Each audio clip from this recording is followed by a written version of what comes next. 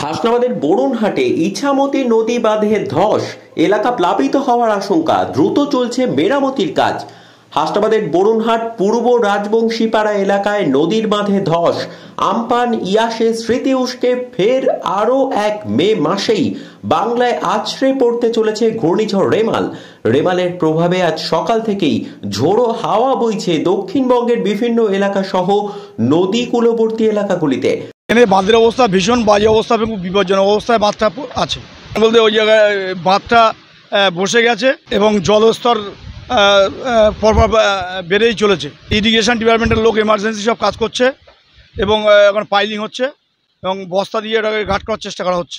আয়লা আমফানের সময় এখানে ভেঙেছিল এবং এখানে প্লাবিত হয়ে গিয়েছিল, বারবার এই বাঁধ ভাঙছে এবং আমরা এলাকার লোক ভীষণ আতঙ্কিত যে রাত 3টের সময় আবার ঝড় বর্ষা হলে নদীর জল বাড়বে, জল স্ফীত হলে তখন এলাকার লোক সব ভেসে যাবে।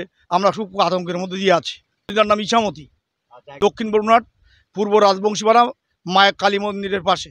আমার নাম অশোক কুমার বিশ্বাস। হাসনাবাদ হিঙ্গলগঞ্জে বইছে ঝোড়ো হাওয়া, বাড়ছে নদীর জলস্তরও। তারই মধ্যে নদী বাঁধ ধসে গিয়েছে বরুণহাট এলাকায়। ইরিগেশন দপ্তরের তৎপরতায় দ্রুত চলছে সেই বাঁধ মেরামতির কাজ। নদীর বাঁধের অবস্থা খুব ভালো না, আমরা কাজ করছে এই জন্য পাইলিংয়ের কাজ। এখনও তো মনে হচ্ছে এখনও বাড়বে। বড় সমস্যা দুর্ঘটনা ঘটে যাবে, এলাকা বা একদম বুড়ে যাবে, ভেসে যাবে। আমরা কাজ করছি তো 4-5 ঘন্টা হয়ে যাচ্ছে। সমস্যা এই গোড়ায় ঢেউ লেগে তো ভ্যাড়ি নেই সেভাবে। আমার নাম মোহাম্মদ এসাক সর্দার, ইরিগেশন ডিপার্টমেন্ট থেকে কাজ করছি। সকাল থেকে দেখতে পাচ্ছি তো নদীতে এরকম আস্তে আস্তে জল বাড়ছে, ঢেউ হচ্ছে। তার জন্য আমরা প্রস্তুতি নিয়েছি, আমরা প্রস্তুত আছি। বরুণহাট মায়ের বাড়ি, ইছামতি নদীর ধার। শেষ হতে এখনও অনেক সময় লাগবে।